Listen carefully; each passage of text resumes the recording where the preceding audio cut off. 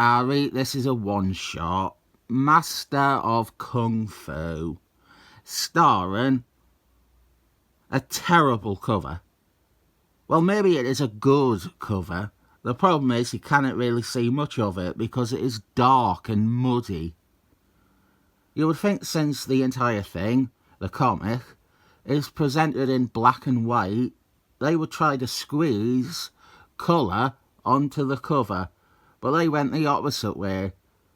Also, Dead Pills is on the cover. Dead Pills completely stealing attention away from the Master of Kung Fu. Dead Pills is only in the first story. Fuck it, let's just do it. I absolutely, well and truly deplore this first story. It is written by Jonathan Huckleberry, the idiot's thinking man. People might assume the writer I consider the worst is someone I am constantly ragging on. But no, the real worst writers are the ones I don't want to fucking talk about ever. Him. Oh God, definitely him. And Jonathan Huckleberry. And some people will use that as a point. Oh, you don't like Al Ewing? That is proof that you don't know what you're talking about, because he wrote the best Venom run ever. I don't like Jonathan Huckleberry. I have never liked Jonathan Huckleberry. He has never once written a story that I have thought was even acceptable. He has exclusively written smug bullshit for himself that weak-minded people swallow all the hype for and believe is all the amazing, far-reaching things that Jonathan Huckleberry wants them to believe it is. Jonathan Huckleberry is determined to be seen as the next phase of comic book writer, much like how in the 80s Albert Moore and Van Morrison were. And the sad thing is, Jonathan Huckleberry has created this very image for himself, and the majority of people accept it. He is not clever, he is not smart, he is an unoriginal, moderate IQ man with two ideas that he uses a different thesaurus on each time. And the people who usually read it are likewise so desperate to be seen as intelligent or cultured that they will say they love it and that these stories are expanding the art form and that they are equal to Milton or Dante. You want to know what they are putting up there as literary accomplishment hereto unbeknownst to comic books? Master of Kung Fu and Dead Pills in the annual race to benefit various and sundry evil organisations and also the homeless, now with beer and hot dogs. Jonathan Huckleberry is a selfish fraud, and he is not and never has been a genius. He has only ever wanted you to call him a genius. If you think he is a genius, if you think his work is revolutionary, you are incapable of independent thought or opinion. You buy into any promotional agenda and you cannot voice a single train of thought not regurgitated or sold to you. Fuck you. Fuck everyone like you. Fuck Jonathan Huckleberry, the man who ruined Fantastic Four, the man who ruined Avengers, the man who ruined The Excellent Men, the man who took all these great, unique, individual titles and characters and made them all about the same fucking ideas about secret advanced societies and grandiose sounding creationist entities. This is pathetic, truly. This is the most pathetic piece of shit I have ever attempted to read. It's fucking torture. It is trying to do some wacky racist shit with Master of Kung Fu and dead pills. I wouldn't wish this on you. I don't wish it on anyone. It is a fucking dump. It is hands down the worst thing I have ever looked at on here. And I have fucking looked at some real steaming piles of shit. This is the zenith of that. Now you want to know the sad thing? This insufferable long story is most of the comic. It's the only thing they bothered to refer to on the cover.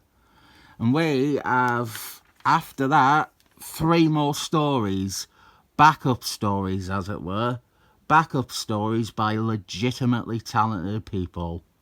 Not snake oil salesmen who have convinced everyone that they are smart. And that if you don't think they are smart, then you mustn't get it, so you mustn't be smart.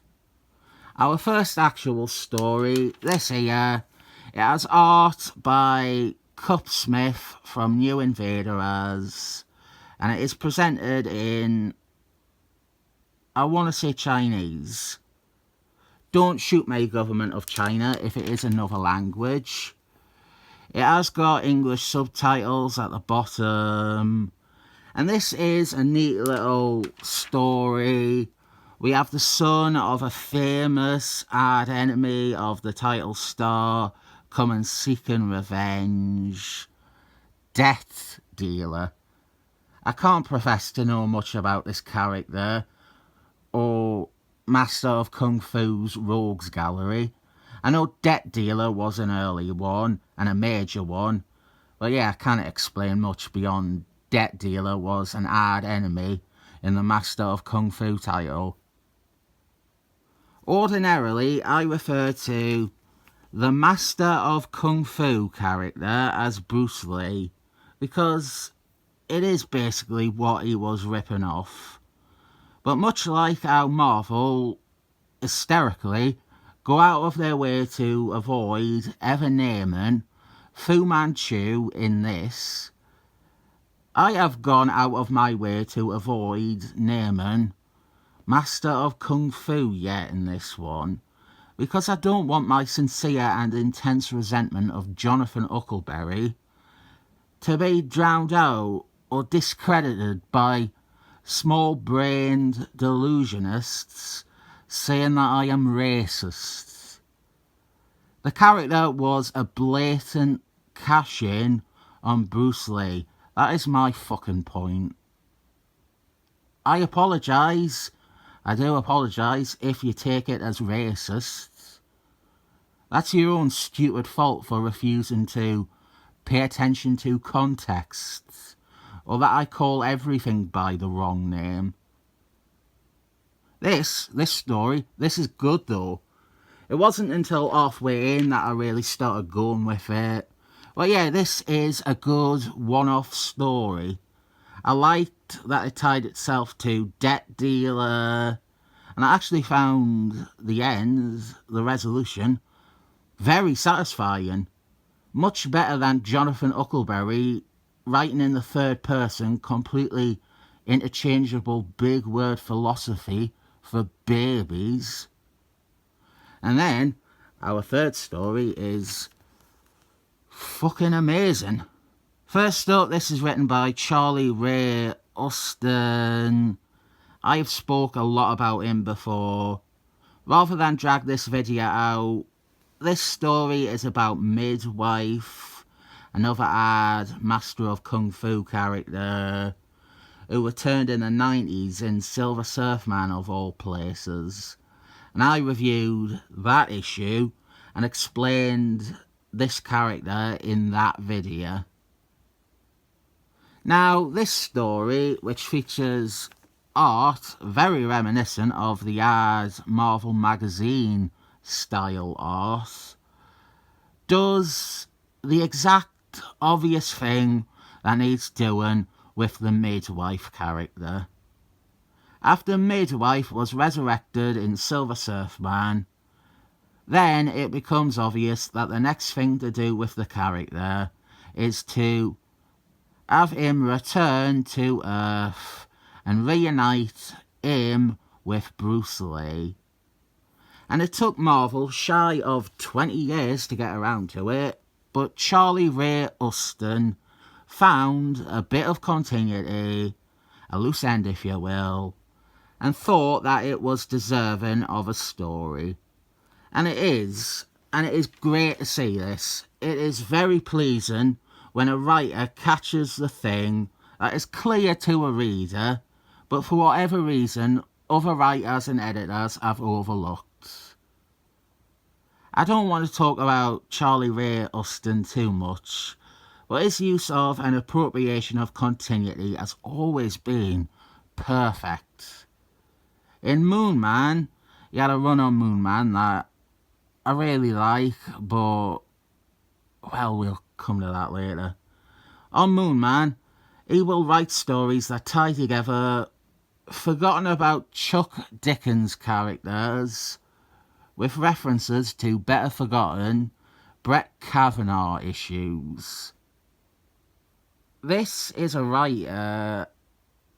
There are some things about his comics, not in this actually, but his other stories have elements that make me less enthusiastic about recommending. A lot of stuff that is easy to misrepresent or be misconstrued. The violence in Wolfman, definitely. There is consequence and impact to it. It's extreme, but it carries weight, and it is a point of the story. It might look immature and puerile, but the story and the stories are a lot more than rubbish, edgy shit. The point, what I wanted to say before getting distracted and feeling I had to acknowledge and justify stuff like Wolfman, is that he has always, all his comics, they have displayed a real appreciation of the medium and the idea of continuity. He is a writer who comes from outside fields. He is primarily a novelist. But he, unlike most of the long-term industry professionals, he still respects comics and their stories and the people who read them. And yeah, this midwife story is excellent. It ties this loose end off, and it is so unbelievably far and above that fucking trash they gave the most pages to. We end with a text piece one, and I did actually read this, partly to spite that first story, but this is decent too. It is Bruce Lee writing of his background, his training, and throughout he avoids ever naming his dad. But then we outright have a picture of Fu Manchu here. Art for this is by the most famous master of Kung Fu artists, Paul Gulacy. He also did the art for Spiky Balls. It is only 3 pages long. It is by Robin Furth. I realise now I should be using real names for these people like Robin Furth and Charlie Huston, who are from other fields. They respect comics, so I should respect them. Robin Furth works with Stephen King, someone I don't respect. But she also did a really good one of these. There was a Zatanna one with a Gregory Landsman cover that is tracing a Pamela Anderson photo. Her Zatanna story in that is brilliant. Maybe the best solo story starring that character ever printed. Unfortunately, if I remember, there is a Jonathan Huckleberry story in it too that is nigh unreadable. joke advertisements. I do like, in concept and in a lot of execution, these one-shots they did, these black and white references to the Marvel magazines from the 70s. But then they drop a fucking clanger and make it all about Jonathan Huckleberry and his egomania. This is fucking irritating because there's no conceivable way I am ever recommending anything carrying that first story. That third story, I think most of you would like that. Even if you stopped reading Marvel by this point, you can slot it into continuity in 1992 or whenever, sometime after that Silver Surfer issue. I think, other than the police calling him a lot of racist names, including Bruce Lee actually, it's not very modern day. Even stories 2 and 4, they were only let down by what opened the issue. Fuck! 1/2 the worst comic I have ever read. 1/4 brilliant. I want to rip it up, but I don't want to rip it up. I'll give it 7 thumbs up because that is the only way I can assess this accurately. Hey, you want some fucking whimsy and wonder from the man who dreams of writing something anywhere near as relevant as Albert Moore's worst story?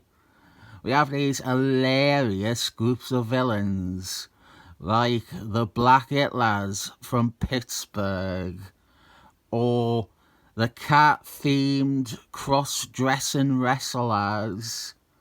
And then there's Captain Environment and Corporation Man. I hope Jonathan Huckleberry gets caught with child porn on his hard drive, so eventually I, and we, never have to hear about how he has forever changed the language of writing, and how he has expanded narratives past the sombre concepts of structure.